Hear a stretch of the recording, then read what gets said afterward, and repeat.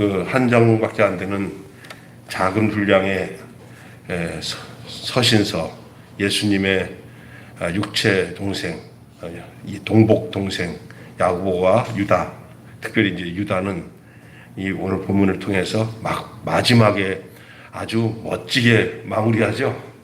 어떻게 보실까요? 곧 우리 구주 홀로 하나이신 하나님께 우리 주 예수 그리스도로 말미암아 영광과 위엄과 권력과 권세가 영원전부터 이제와 영원토록 있을지어다. 아멘. 어떤 축도보다도 이 유다의 축도는 굉장히 장엄합니다. 예? 장엄하고 세상 말로 끝내주는 그런 축복의 기도를 하고 있습니다. 오늘 왜 그러냐 하면은 오늘 본문 제목의 말씀대로 우리 제목은 주 재림을 바라보는 그리스도인의 자세라는 제목으로 함께 말씀을 나누려고 하는 것입니다. 유다는 유다서를 끝마침에 있어서 결론적으로 소망을 가지고 살아가는 성도들의 신앙생활에 대해서 몇 가지 지침을 제시해 주고 있습니다. 유다는 20절에 이렇게 말하고 있잖아요. 한번 다시 읽겠습니다. 사랑하는 자들아, 너희는 너희의 지극히 거룩한 믿음 위에 자기를 건축하라. 지극히 거룩한 믿음 위에 자기를 건축하라. 우리의 건축이 이 건물을 짓는 그런 의미도 포함되어 있지만 이 건축이라는 의미가 뭔지 좀 이따가 말씀을 드리겠습니다. 이 거룩한 믿음 위에 자기를 건축하라 이런 말을 하잖아요. 이 권면에 자기를 건축하라는 말은 무슨 뜻이냐면은 온전한 믿음으로 성장하라. 부족함이 없이 반듯하게 세워져라. 반듯하게 세워져라. 그 말이거든요. 예? 대충 하지 말라는 얘기예요. 여러분, 이와 같은 그리스도인의 건축에 대한 문제는 여러분도 잘 아는 성경 말씀에 나오죠. 그게 고린도 전서 4장에 보면은 내가 하나님의 너희들에게 은혜 안에서 권하는데 너희들이 그 터 위에다가 집을 짓지만 지혜로운 건축자 같이 건축을 하되 터는 그리스도지만 그 위에 건축을 할 때 조심하라고 그랬어요. 조심하라고. 터 위에 건축을 할 때 조심하라고. 그러면서 이런 얘기를 합니다. 만일 누구든지 금이나 은이나 보석이나 나무나 풀이나 지푸로 터 위에 세우면 각각 공력이 나타날 터인데 그날의 공력을 밝히리니 이는 불로 나타나고 그 불이 각 사람의 공력이 어떠한 것임을 시험할 것입니다. 그랬어요. 여기서는 터는 이미 결정됐지만 재료예요, 재료. 그 터가 얼마나 귀중한 터입니까? 예수님이 말해놓은 그 반석의 터. 예? 우리가 예수님 아깝게 우리가 막 살면 되지 않는다는 거예요. 이게 무슨냐면 땅은 좋은데 터는 좋은데 값싼 재료로 졌다가 나중에 준공검사도 못 받으면 안 된다는 거예요. 그 터가 그러한즉 그 건축물도 그러해야 돼요. 그 터가 좋은즉 그 건축물도 좋아야 돼요. 그 터가 안 흔들리는 터잖아요. 요동치 않은 터. 그 터니 그 재료도 어떠함을 알게 하는 말씀이에요. 그래서 8가지 재료가 나와요. 그죠? 8가지죠? 맞죠? 예. 8가지? 아니야. 하나, 둘, 셋, 넷, 다섯, 여섯 가지. 6가지가 나오잖아요. 누가? 금, 은, 보석, 또 나무, 풀, 집 이렇게 나오잖아요. 이게 뭐냐면 나중에 공력이 나타난다는 것은 나중에 마지막 심판 때, 재림 때 결정나는 이야기예요. 그날에 각각 이잖아요. 그날에 여러분 그냥 예수 믿고 막 살면 안 되는 거예요. 근데 누가 막 살기 싶어서 막 사느냐 막 그렇게 얘기할 수 있지만 우리 하나님의 은혜로 살아야 돼요. 내가 내 방식대로 살면 안 되죠. 근데 여기 보면은 그 보석의 종류가 3가지, 불에 안 타는 종류가 3가지, 불에 확 타는 종류가 3가지예요. 절반씩 나눠졌어요. 공력이 뭐로 나타난다고 했어요? 불로 나타났어요. 그래서 그 불이 그 불이 각 사람의 공력을, 그러니까 자기들이 무엇으로 건축을 했는지, 무엇으로 집을 졌는지 결정이 나는데, 불타는 재료로 집을 진 사람들은 그거 싹 없어져 버려요. 부끄러운 구원을 얻는 점. 터밖에 없어요. 그냥 싹 없어져 버려요. 아무 소용이 없다는 거예요. 그러나 불 가운데서도 남는 재료인 금은 보석은 공력이 불로 싹 지나가도 거기에 찌꺼기들은 다 사라져도 그 정금 같은 금이나 은이나 보석은 그대로 남을 거다. 그 말씀을 하고 있는 것입니다. 시험을 할 때. 여기서 그래서 자기를 건축하라. 거룩한 믿음 위에서 자기를 건축하라. 이렇게 말하고 있음을 볼 때 이 믿음을 말하면서 지극히 거룩한 믿음이라고 표현하고 있는 것을 유념해 보세요. 우리의 믿음은 지극히 거룩한 믿음이라는 것을 알아야 합니다. 하나님께서 우리에게 영생을 주신 것이기 때문에요. 영생은 우리에게서 난 게 아니라 하나님이 우리에게 주신 것이죠. 은혜로 주신 것이에요. 그 아들을 통해서 우리에게 은혜로 주신 것이기 때문입니다. 그러므로 우리는 이 믿음을 거룩하게 간직해야 됩니다. 너희가 그 은혜로 인하여 믿음으로 말미암아 구원을 얻었나니 이것은 너희에게서 난 것이 아니라 하나님의 선물이다. 예수 그리스도로 구속의 은혜로 우리를 대속하심으로 우리가 거기서 그 은혜로 구원을 받아 영생을 소유할 수 있게 되었습니다. 어디가요? 이거를 올려 소리 좀 줄이세요. 예, 줄이세요. 건축해야 되는 것이에요. 그래서 자기 인생을 세상의 허탄한 철학이나 또 재물이나 어떤 명성으로 세우는 사람들이 엄청 많습니다. 우리 대부분의 사람들이 그래요. 자기가 예수 안에서 구원받고 하나님의 자녀라고 하고 뭐 나는 구원의 확신이 있다고 말하는데 가까이서 대화를 나누거나 그의 인생의 전체를 보면은 결국은요 돈, 권력, 명성 그것을 위해서 하나님이 필요한 거예요. 돈, 권력, 명예 이 땅에서 잘 먹고 잘 살고 무엇을 먹을까 무엇을 입을까가 다 만족되는 것을 위해서 하나님이 필요해. 여러분 이게 맞는 말입니까? 그러면 내 요구가 필요해서 내가 하나님이 필요한 거야. 이건 자기예요. 그잖아요. 이게 아니잖아요. 너희는 무엇을 먹을까 무엇을 입을까 무엇을 먹을까 마실까 하지 마라. 이것은 다 이방인들이 구하는 것이고 너희 천부께서 너희의 이 모든 것을 필요한 거 다 하시니라. 그렇기 때문에 너희들 구할 것을 알려주겠다. 그게 뭐냐? 너희는 먼저 그의 나라와 그의 일을 구하라. 그리하면 이 모든 것은 자잘로 내가 알아서 하늘을 나는 새를 봐라. 들의 백합 바라봐라. 솔로몬의 그 꽃 한 송이도 다 먹이고 입히는 다 한다. 하물며 너희일까 보냐 이 믿음이 적은 자들아 이렇게 얘기하잖아요. 근데 우리는 끝까지 주여 잘되게 해주시고 복되게 해주시고 이것도 해주시고 저것도 해주시고 하면서 그것을 목적으로 계속 하나님께 나아가요. 우리 한번 곰곰이 생각해 보세요. 성경에서 이 예수님께서 직접 말씀하셨던 이 믿음의 내용들이나 이 복음의 내용들이랑 내가 지금 신앙생활하고 있는 내 모습이랑 각도가 잘 맞고 있는지 보세요. 영 아닌 것 같지 않습니까? 이거 진짜예요. 그래서 자기 인생을 모든 사람들은 세상의 허탄한 철학이나 어떤 재물이나 어떤 명성을 세우려고 하는데 그렇게 세울 것이 아니라 우리는 하나님 우리에게 은혜로 주신 그 믿음 있잖아요. 그 영구한 생명, 영원토록 함께하는 그 영생, 그 하나님이 말씀하시는 그의 나라, 그의 의, 그 위에다가 우리가 건축을 해나가야 돼요. 그래서 뭐 육신을 가지고 사니까 늘 느끼고 필요한 게 다 그런 거니까 그런 거를 구할 수밖에 없지 않습니까? 그렇게 하나님도 그것도 이해도 못해요. 예? 하나님 우리를 만들어 놓고 하나님 우리 죽으라고 하는 얘기야. 절대 하나님이 그런 분 아니고요. 하나님이 우리가 구한다고 주는 게 아니라 하나님이 주시면 주는 거고요. 하나님이 주시기 싫으면 안 주시는 게 하나님이시지. 내가 뭐 달라고 해서 막 주고 먹고 하는 건 아니야. 하나님의 관심은 내가 당신의 사람이 되기를 원해요. 하나님은 내 마음이 하나님 마음이요 하나님이 내 마음이요 하나님의 생명이 내 안에 있고 내가 하나님을 표현하고 하나님을 드러내며 당신의 이름을 위해서는 어느 자리를, 어느 형편이나 어느 자리에 있더라도 나는 당신으로 말미암아 내 인생이 시작되고 마치고 이루어 나간다고 고백하는 그 사람을 원하는 거예요.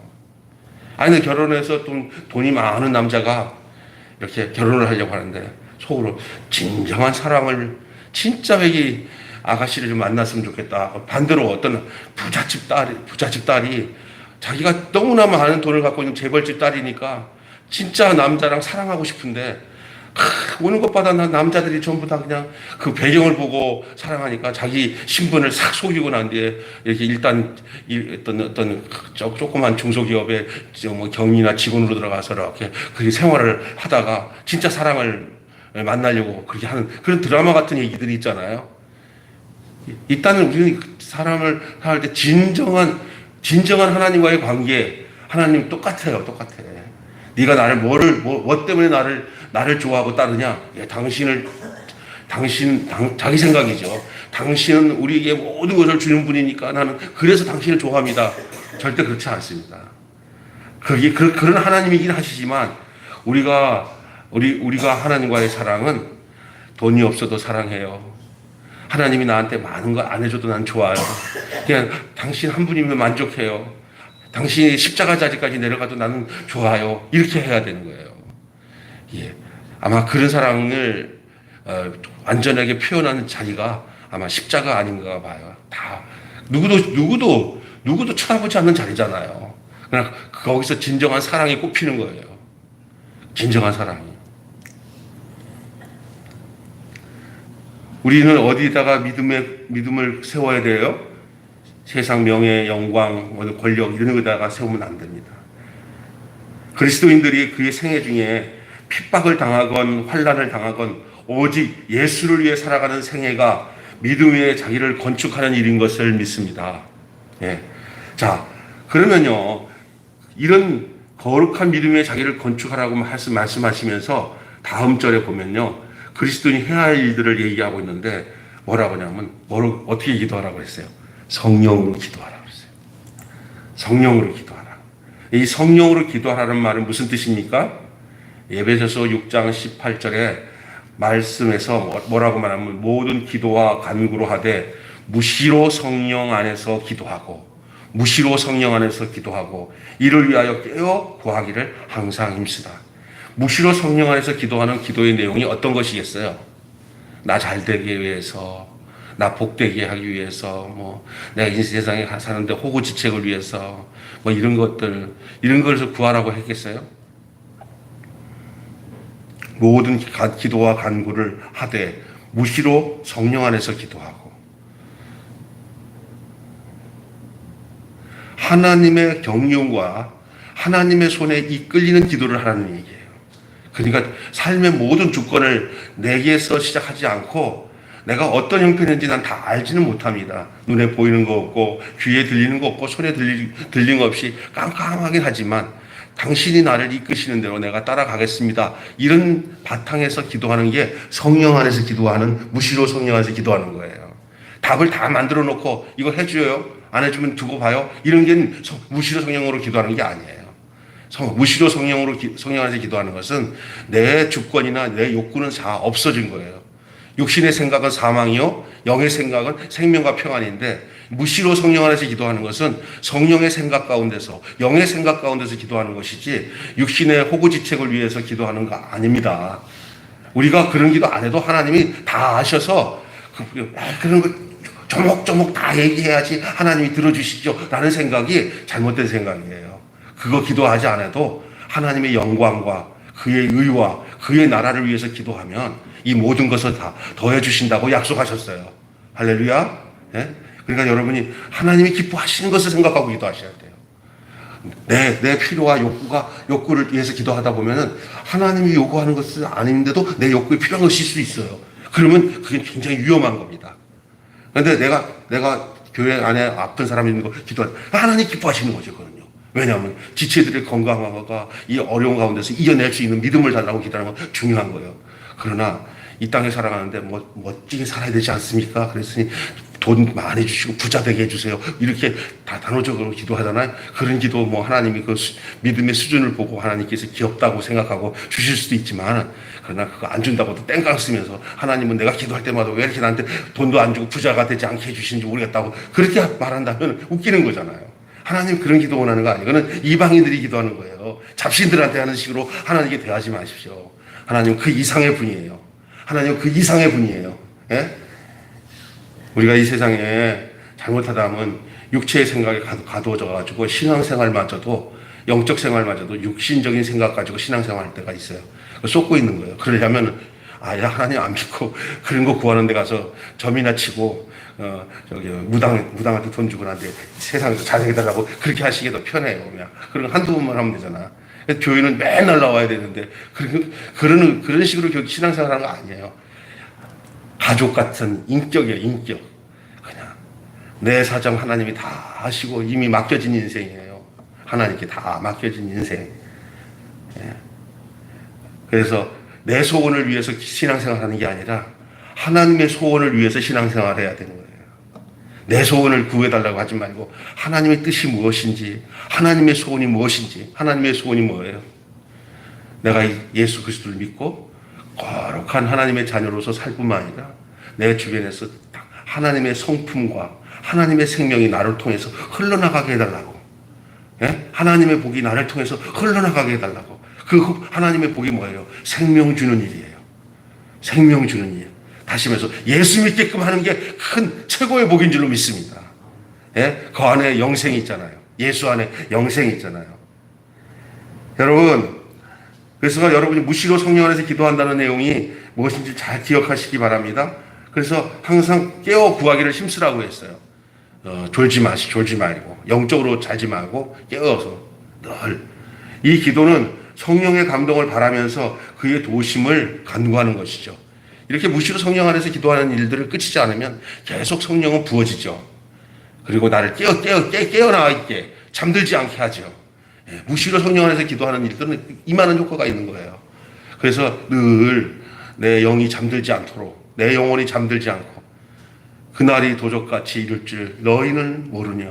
그날이 도적같이 이룰 줄 너희는 모르느냐. 늘 깨어 있으라. 잠들지 말아라. 주님과 동행하라. 항상 기뻐하라. 쉬지 말고 기도하라. 범사에 감사하라. 이는 예수 안에서 우리에게 향하신 하나님 소원이라. 아멘. 하나님의 소원이 뭡니까? 항상 무시로 성령 안에 깨어서 사는 거예요. 하나님의 뜻이 우리 안에서 이루어지도록.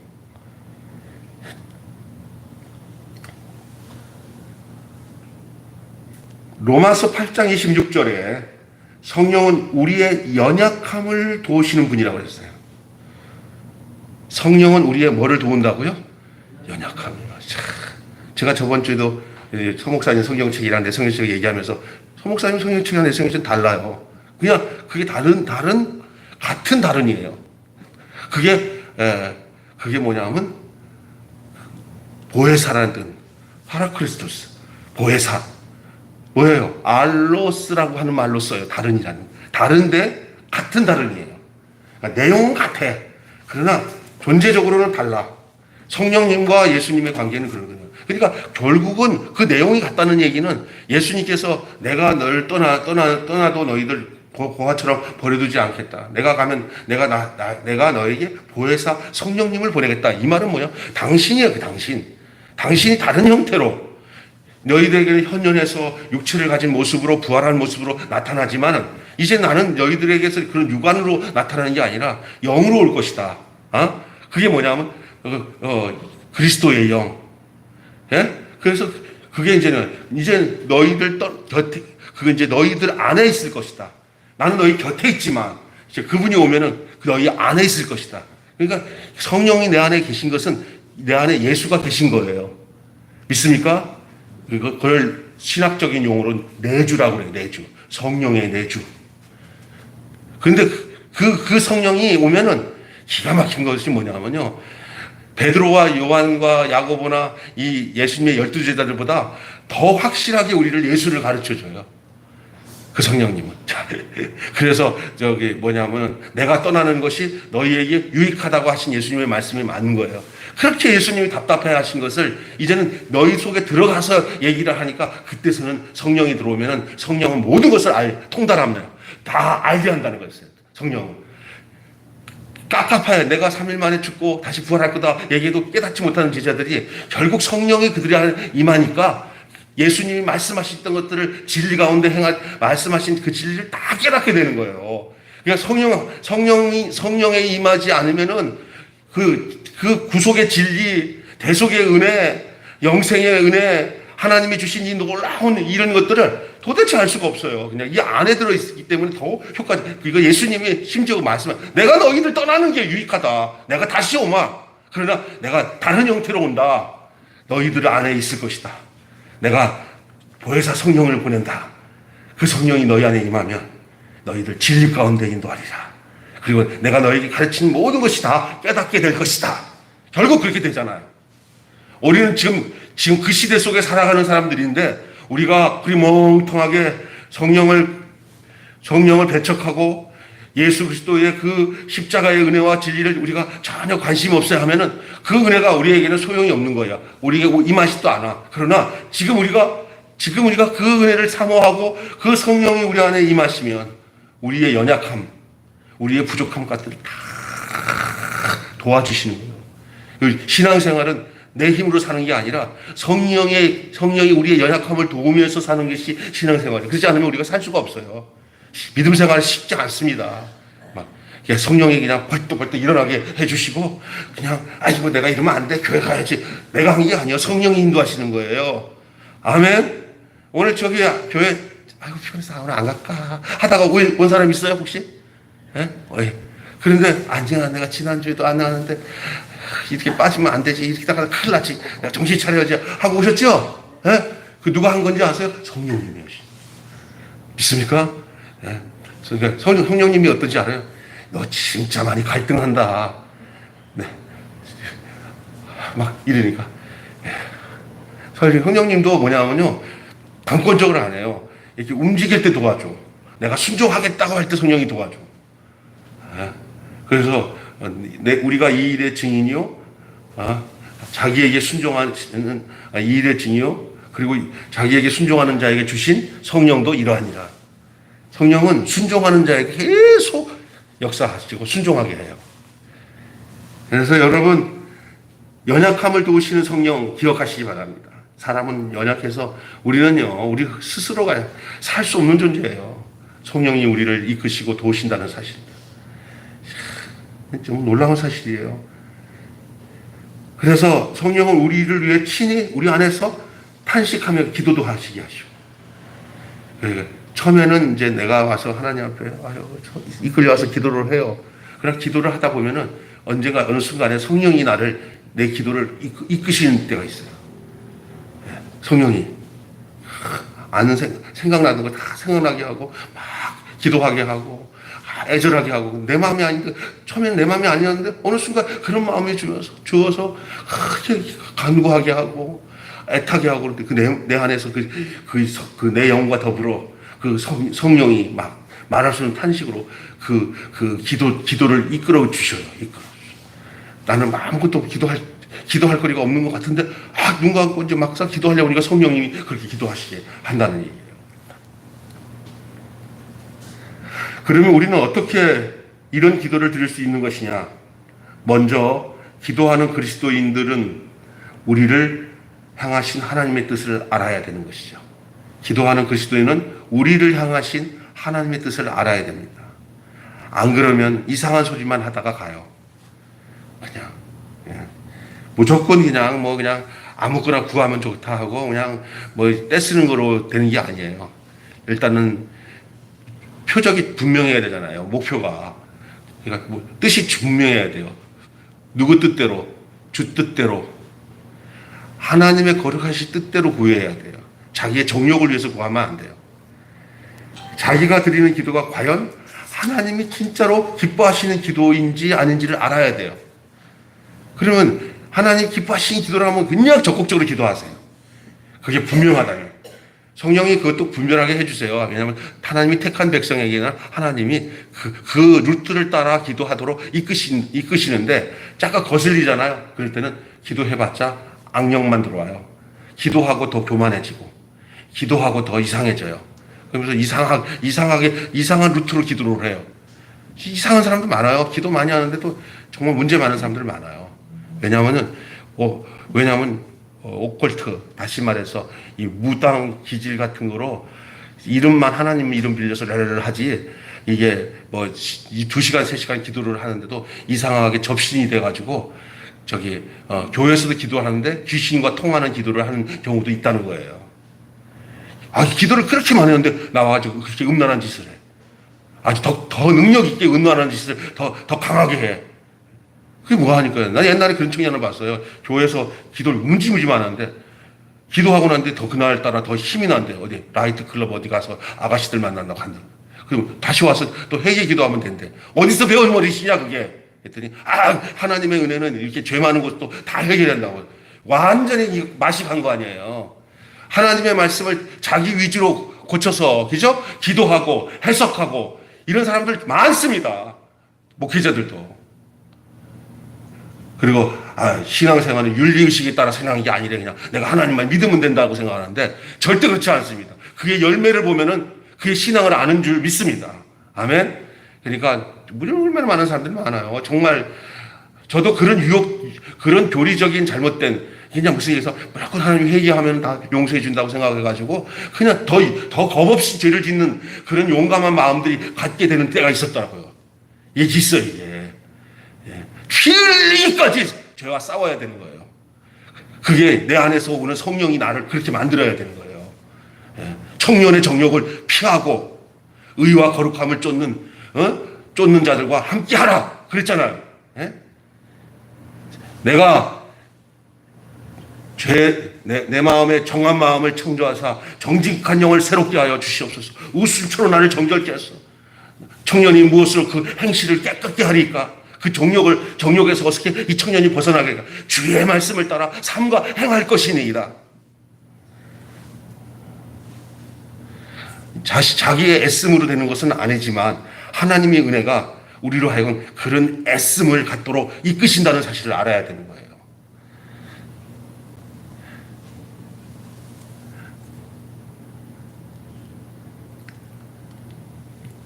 잘못 구하는 기도들, 목적, 이 뜻을 잘 모르고 자기 해석 위주로 모든 것을 자의적으로 해석하고 기도마저도 그렇게 기도하는 사람들이 많이 있습니다.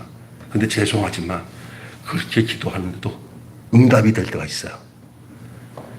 그 왜 그런지 아세요? 그렇게 기도할 때도 응답이 딱딱딱 되게 할 때 그 사람이 그런 스타일로 커져가요. 마귀가 도와주는 거예요. 정말 이 부분 정말 중요한 부분이에요. 다 거룩한 것 같으나 거룩하지 않습니다. 다 진짜인 것 같지만 진짜 같지 않습니다. 하나님은 만홀히 여김을 받지 않으십니다. 그렇기 때문에 일체 그리스도 안에서 그의 생명이 정결하고 깨끗하며 거룩한 믿음 위에 자기를 건축해야 된다는 얘기가 이런 얘기예요. 아무렇게나 집 지면 무너집니다. 그 코스대로 하나님이 이끄시는 대로 내 뜻대로 하지 않고 주 뜻대로 모든 것이 진행되고, 특별히 이 기도하는 거, 영적인 이 은혜 똑같습니다. 야고보서 4장 2절에 이제 더 구체적으로 말씀드릴게요. 그거에 대해서. 정욕으로 쓰려고 잘못 기도한 것이 아닌가 판별해야 되는데, 야고보서 4장 2절에 말씀해주는 이 잘못된 기도에 대해서 말씀을 드리겠습니다. 잘 들으세요. 야고보서 4장 2절. 자, 여기 올려놨어요. 우리 목사님이 아주 그냥 잘하십니다. 시작. 너희는 욕심을 내어도 얻지 못하며 살인하며 시기하며 하여도 능히 취하지 못하므로 다투고 싸우는도다. 너희가 얻지 못하면 구하지 아니하기 때문이요. 그 다음 절이 뭔지 아세요? 그 다음 절을 보면은 구하여도 얻지 못하면 정욕을 위해서 정욕으로 얻으려고 하기 때문에 얻지 못한다는 거예요. 정욕으로는. 조금 전에 제가 여러분이 얘기했던 그 내용이에요.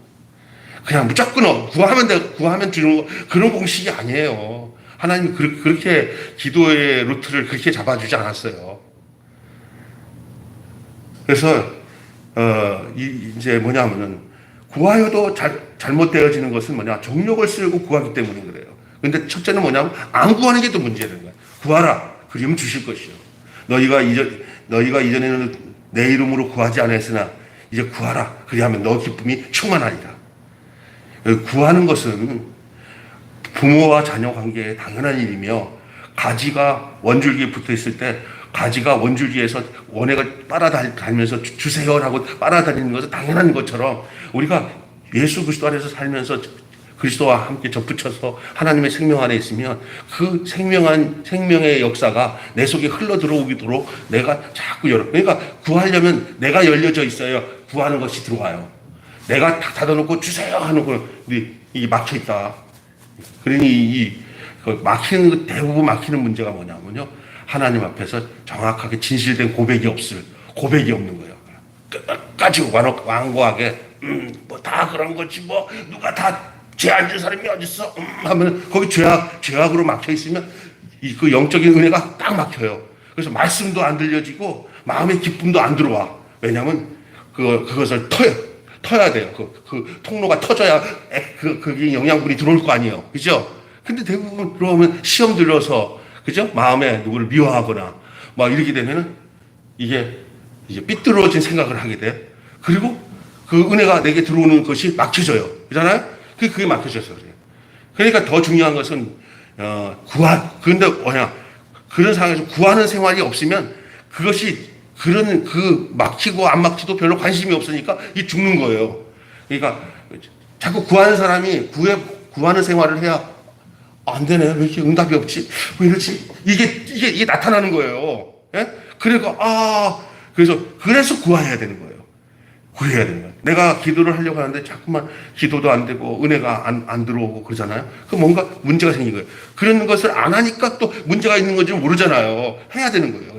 그래서 우리가 규칙적이고 늘 생활 속에서 무시로 성령 안에서 기도하는 생활은 우리의 신앙을 모든 것을 점검해 줄 수 있는 거예요. 내가 지금 잘못되고 있는지 옳은지를 기도의 시금석으로 확인될 수 있는 줄로 믿습니다. 내 기도의 상태가, 기도를 하고 찬양하고 마음이 막 하늘에서 막 내 마음이 형편은 똑같은데도 좋아. 이 기도가 지금 이게 터진 거예요. 그때는 뭐든지 구하면 우리 하나님이 다 주셔요. 근데 딱 하려고 했는데 막혀 있어.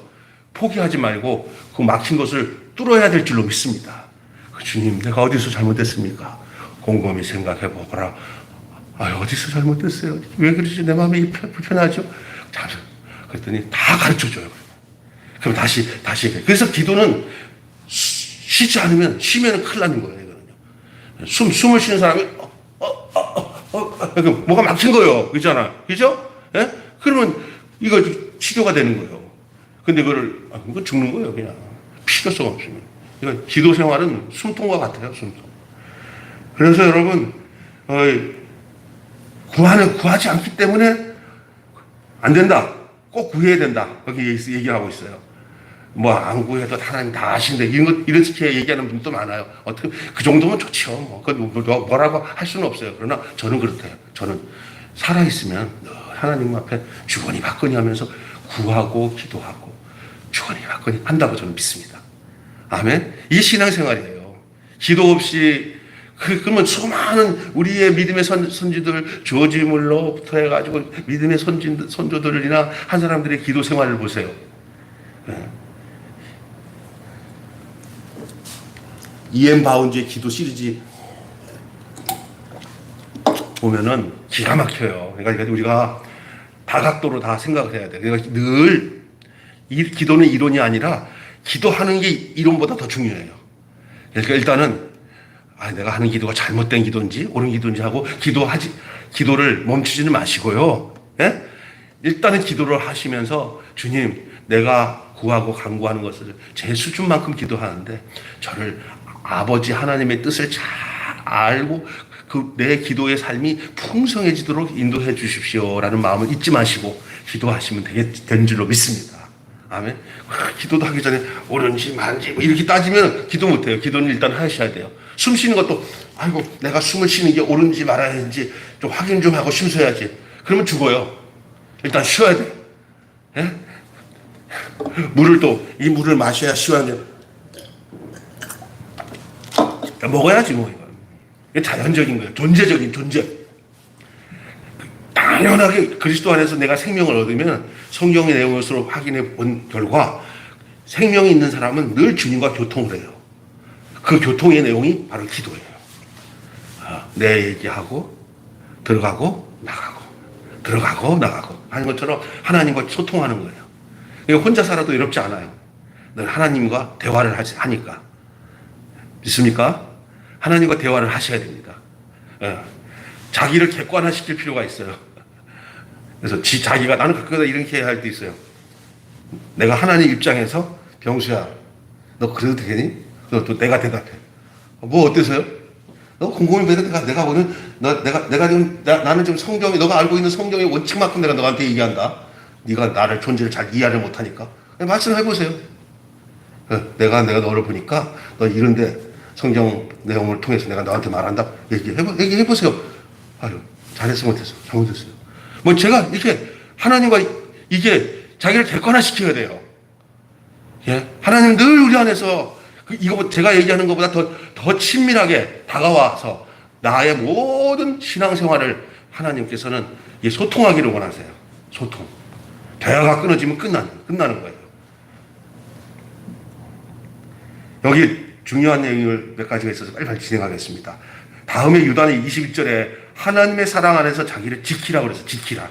하나님의 사랑 안에서 자기를 지킨다는 뜻은 세속적인 생활에서부터 세상 생각으로부터 정욕이나 탐심이나 더러운 욕망으로부터 또 음란으로부터 돈을 사랑하는 마음으로부터 자기를 지키라는 거예요. 그리스도인들은 또 하나의 기능을 가져야 되는 게 있어요. 그게 뭐냐면 이제는 그 생명을 소유했기 때문에 그 나를 침해하려고 공격해오는 그 이전의 생활 속에서 가졌던 그 모든 것들이 나를 다시 애굽 땅으로 끌고 가려고 자기의 소속으로 끌고 가려고 우리를 공격하기 때문에 우리는 그거에 대해서 방어하고 지켜야 존재인 줄 믿습니다. 왜냐하면 우느 사자와 같이 그 택한 자도 삼키려고 한다고 성경은 얘기하고 있어요. 그렇기 때문에 내가 섰다고 생각하면 넘어질까 조심하고 늘 근신하고 깨어서 자기 자신을 이 세상의 모든 것으로부터 자기를 지켜야 될 줄로 믿습니다. 음란에서 지키고 돈을 사랑하는 마음에서 지키고 탐심이나 더러운 욕망으로부터 자기를 지키는 일들이 있어야 되는데 오늘 여기 지키는데 어디서 지켜지냐면요. 지켜지는 장소가 따로 있지 않아요. 지키는 장소가 뭡니까? 거기에 보아요. 자기를 지키라는 말 앞에 뭐가 있습니까? 성경을 보세요. 뭐라고 되어 있어요? 하나님 사랑 안에서 지키라 그랬어요. 하나님 사랑 안에서만 지킬 수 있게 돼 있어요. 하나님의 사랑이 뭡니까? 가장 큰 사랑이 뭡니까? 나를 위해서 자기 아들을 이 땅에 내놓으신 하나님의 세상을 이처럼 사랑하신 그 사랑. 하나님 사랑. 독생자 예수를 이 땅에 내려주셔서 나 대신 죄 때문에 십자가에서 죽여주신 그 사랑 안에서 이걸 지킬 수 있는 거예요. 제가 제 친구 목사고 교장 선생이었던 나랑 제자 훈련 같이 받았던 나보다는 나이가 많지만 친한 버처럼 지냈던 정기한 간사라고 있어요. 이분이 수학 선생, 서울고등학교 수학 선생 때 그 학생 하나 아주 문제 많은 학생 하나를 정말 뺨따기를 때리고 때렸어요. 그 사람은 절대 하나님 앞에 나는 절대 애들 안 때린다 그러는데 학생 하나 아주 애가 좀 질이 안 좋아가지고 하도 그래서 너무 그 애에 대한 애정이 있어서 더 때리는지도 몰라. 그래갖고 이 출석부 가지고 그냥 팍 때린 거예요. 애들 앞에서. 그러니까 저 선생님이 한 번도 안 때리는데 어떻게 때리지? 자기는 때리면서 막 허물어지는 거예요. 마음이. 그런데 이놈이 들어가면서 그 비춰진 저쪽 건너편에 있는 책상 뒤에 저쪽에 있는 거울에 그놈의 모습이 안 비쳤으면 다행인데 그놈이 고개 돌리면서 들어가면서 혓바닥을 내밀면서 레롱 하고 들어가면 웃으면서 그게 보인 거야. 그러니까 그냥 이단 앞차기로 막 주워 패면서 막 그 감정에 못 이겨서 때렸다는 거야. 온몸이. 선생님이 애들 팼다고 막 난리치는데 뭐 그렇게까지는 안 되고 목사 진짜 교장선생한테 가서 너 당신은 안 그럴 줄 알았는데 어떻게 믿음 있는 사람이 그러냐고 그래서 잘못했습니다. 그러고 나니까 때리고 나니까 이 선생님이 얘에 대해서 내가 어떻게 조사를 하고 이놈을 정말 내가 책임져야 되겠다. 내가 때렸으니까 하고 알아봤더니 그놈이 그렇게 살 수밖에 없는 형편이었어요. 그래가지고 알아봤더니 집 난리가 아니야. 엄마, 아빠 전부 병원에 있고 집에 들어갈 수도 없는 상황이고 애가 곁들일 수밖에 없어. 그래갖고 너무 여러분 힘들 때는요. 친척 아무도 없고 뭐 이렇게 안 도와주기 시작하면요. 사람이요. 이거 누구 안 도와주면 끝장나는 집들이 있어요. 네? 끝장나는 집들이야. 그러니까 이 선생님이 어떻게 했냐면은 자기 월급들 많은 거 다 과부를 하고 해가지고 그 엄마 아빠 병원으로 다 옮겨가지고 제대로 치료받고 다 했어. 이놈 새끼는 집에 안 들어와. 친구들이랑 놀아나간다고 친구랑 그러면서 한 6개월 가까이 집에 안 들어와. 애한테. 그래가 동생이 전화해서 어떤 아저씨가 와가지고 엄마 아빠 다 치료해주고 막 그러더니 나중에 이제 얘가 집에 돌아오니까 집도 정리가 되고 뭐 애들도 되고 엄마 아빠도 몸이 건강하게 돌아온 거야. 이놈이 집에 들어왔더니 너 무슨 안짝으로 여기 들어왔냐고 엄마가 그랬더니 죄송하다 그러면서 그랬더니 오빠 하면서 얘기를 하는 거야 동생이. 그게 어떻게 생겼냐 이렇게 키도 작고 머리가 좀 길고 그렇게 우리 담임 선생님이랑 비슷한데 이렇게 하다가 나중에 안 거야. 이놈 자식이 성질 벅 되면서 선생님한테 간 거야. 그 학교에서 안 잘린 것만으로 다행이야 사실. 끝까지 선생님 못 잘리게 막았어. 가더니 선생님 너 왔구나 그랬더니 선생님 손 딱 잡더니 선생님 저 좀 봐요. 막 끌고 들어오는 거야. 너 왜 그러냐? 또 나를 때리려고 하는 좀 맞아. 그랬더니 아무도 없는 데 가갖고 선생님 앞에서 무릎을 탁 꿇으면서 막 통곡을 하면서 울면서 선생님 내가 어떻게 해야 됩니까? 나를 이렇게 비참하게 만듭니까? 막 그러면서 막 울면서 그러고 난 뒤에 그 선생님이 하는 얘기가 앞으로 내가 하라는 대로 몇 가지만 해주라. 그래서 일단은 친구들이랑 관계 끊어라. 그리고 내가 원하는 대로 너 나랑 같이 같은 교회 좀 다니자. 여기까지 했어요. 그리고 애가 들어와서 은혜를 받고 난 뒤에 학교에서 이 짱인데 아이들 그 밑에 애들 있잖아. 걔네들이 맨날 막 건드린 거야. 그래도 너 옛날 내가 죽은 거 옛날 내가 너희 짱이 죽은 걸로 고마운 줄 알아. 김육도 목사가 하는 척을 얘기하고. 한때는 막 애들이 이렇게 밑에서 얻어맞았던 애들이 자기를 때려요. 그런데도 얘가 뭐라 하냐면 한마디예요. 마지막에 애들이 회유하더라고. 너 새끼야, 너 그럴 수 있냐고 막 그러는데 막 성질이 막 나와서 옛날 생활이 막 하고 싶은데 딱 한마디 마음에 자기도 모르게 튀어나온 말이 있어요. 나 선생님 사랑 때문에 나 그 짓 못해. 나 선생님 사랑 때문에 그지 못해. 심지어 예수 그리스도의 사랑이 아닌 선생님의 희생적인 사랑 하나 때문에도 그 인생이 바뀌고 지금 정말 훌륭한 아이가 됐어요. 지금 아주 훌륭한. 지금 나이가 40대 됐죠. 40대. 제가 있었던 DCF 그 활동을 하던 애인데 여러분 이거 봐요. 한 사람의 그래 희생이 그가 그 사랑 때문에 내가 못하는 건데 하나님의 사랑 안에서 자기를 지키는 거예요. 걔를 지킨 것은 그 안에 선생님의 사랑이 심어진 거예요. 그러니까 난 선생님 때문에, 선생님 사랑 때문에 나 그 짓을 못해. 니들이 나 때리려면 때려. 자, 여러분, 다음에는 평생에 이르도록 주 예수 그리스도의 긍휼을 기다리라 했습니다. 그리스도인은 영생을 소망으로 삼고 살아가는 사람들이기 때문에 구원에 이르는 날까지 모든 일을 참으라고 하는 말씀입니다. 히브리서 10장 36절에도 너희에게 인내가 필요하면 너희가 하나님의 뜻을 행한 후에 약속을 받기 위함이라 했습니다.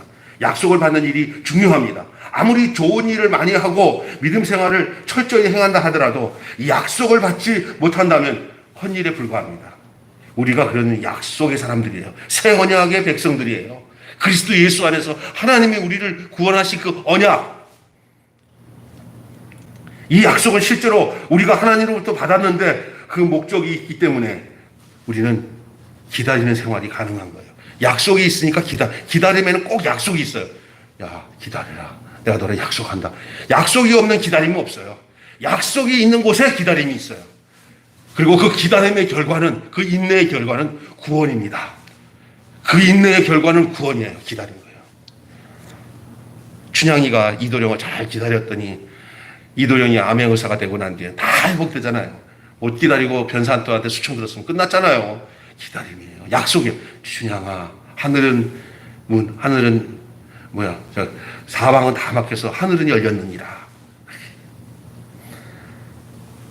22절에 어떤 의심하는 자를 긍휼히 여기라고 했는데, 여기서 의심하는 대상자는 거짓 선생들에게 미혹되어서 진리를 의심하는 자들을 의미하고 있습니다. 그런데 이들에 대하여 긍휼히 여기는 마음을 가지라. 그리고 올바로 인도해야 한다. 이렇게 말하고 있어요. 23절에 또 어떤 자를 불에서 끌어내어 구원하라 했고요. 멸망받을 자리에서 방황하는 형제들을 그 자리에서 끌어내어 구원의 길로 이끌라고 그랬어요. 아마 말세가 가까워질수록 이런 구원에서 이끌어내야 될 일들이 우리 눈안에 많이 보여집니다. 지금 하나님 없이 살아가는 사람들을 다 끄집어내야 할, 불구덩이에서 멸망의 자리에서 끄집어낼 사람들이 얼마나 많아요. 근데 우리 그런 감각을 다 잃어버리고 살아요. 저 역시 저 사람들을 위해서. 그렇게 되면 기도도 달라져요. 기도도 달라요. 마음가짐도 달라져. 내가 그 사람을 이끌려면 내가 완전히 그 함정에서 나와 있는 상태가 돼야 이끌 수 있어요. 그 맨홀에 같이 빠져 있는데 나도 못 나왔는데 어떻게 남을 이끌어내겠어요? 내가 완전히 이끌어져야 밧줄도 던져서 끌어낼 수 있죠. 자기가 완전히 주님 앞에서 이끌려서 이제 생명의 자리가 있으면 이제는 이 생명의 자리로 그를 초청하고 이끌어낼 수 있게 되는 것이죠. 자기를 지킨 자들이 할 수 있어요. 긍휼히 여김을 받은 자들이 할 수가 있습니다. 구원으로 이끌어내라. 마지막 재림 때 앞두고 있는 우리들에게 주신 유다를 통해서 우리에게 주신 주님의 명령이요, 약속이요, 말씀인 줄로 믿습니다. 끄집어내야 돼. 내 가족 중에 누구를 끄집어내야 돼. 저렇게 딱 가만 놔두면 지옥 가고 저렇게 하면 멸망의 자식들이 될 텐데 어떻게 이끌어내야 되나 하는 생각들을 잊지 않고 살아야죠. 그리고 또 어떤 이들을 그 육체로 더럽힌 옷이라도 싫어하여 두려움으로 긍휼히 여기라고 했는데, 여기서 육체로 더러워진 옷이라는 것은 뭐냐? 육체로 저지른 죄악을 말하는 거예요. 육체로 저지른 죄악. 다시 말하면 육체로 지은 죄악들을 가장 표면적으로 표현할 수 있는 죄가 뭐냐면 음란죄예요. 음란죄. 음란. 요즘의 음란죄는 제가 말을 안 해도 여러분 엄청납니다. 또 간통죄가 폐지되고 난 뒤에 하여간 이제 하나님 떠나서 죄의 감각이 없는 자들은 이거 다반사입니다. 다반사. 그냥 자기 아내 놔두고도 막 그냥 다른 여자들이랑 이렇게 음란한 삶 살아도 버젓이 아무런 죄책감이 없이 살아가는 세상이 이 세상입니다. 그러니까 있는 대로 얘기하는 거예요. 없는 얘기를 내가 하는 게 아니라 이런 죄들이에요. 이런 죄들이 있는 사람들을 말하고 있는 거죠. 육체로 더럽힌 옷이라도 싫어하여 두려움으로 긍휼히 여기다. 그런데 뭐라고 하냐면 그들을 죄를 가증이는 여기되, 아이고 저렇게 살 수가 있냐, 아이고 할 수는 있어요. 그러나 그 범죄자에 대해서 긍휼히 여기는 마음은 잊지 말아야 됩니다. 몰라서 그렇지. 하나님을 알면 저런 음란하고 육체로 더럽힌 옷이라도 다 세마파 옷을 그 주의 피로 씻으면 다 정결해질 수 있어. 우리 하나님은 감당치 못할 죄 없어. 다 해결해줘. 하나님, 나를 긍휼히 여기셔서 구원해 주신 주님이 저들도 긍휼히 여겨 주시면 구원해 주시겠지 하는 생각을 잊지 않고 정죄하지 말고, 어느 누구더라도 주님의 긍휼하심을 잊고 회복될 수 있다는 사실을 잊지 않고 사는 것이 바로 이 마지막 때 우리가 바르게 살아가는 신앙생활의 바른 생활인 줄 믿습니다. 결론적으로 맺고 마치겠습니다. 유다는 24절에 이런 일을 할 수 있도록 힘주시고 인도해 주시는 분이 누구냐? 바로 주님이라고 말씀하고 있습니다. 이런 일을 싹 감당하는 게 자기 자신이 아니고요. 어떤 내 노력으로 되는 것도 아니고 내 학식으로 되는 게 아니라 이렇게 할 수 있는 것은 주님께서 하시게 하신다는 거예요. 신앙생활, 믿음 생활은 주님이 주시는 힘과 능력 가운데서 내 안에서 이루어지는 줄 믿습니다. 나는 도대체 그렇게 해낼 수 없어요. 주님이 주시는 은혜와 능력으로 감당되는 것이죠. 그래서 능히 이렇게 얘기합니다. 능히 너희를 보호하사 거침이 없게 하시고 너희로 그 영광 앞에 흠이 없이 즐거움으로 서게 하실 자. 이게 누굽니까? 예수님 아닙니까?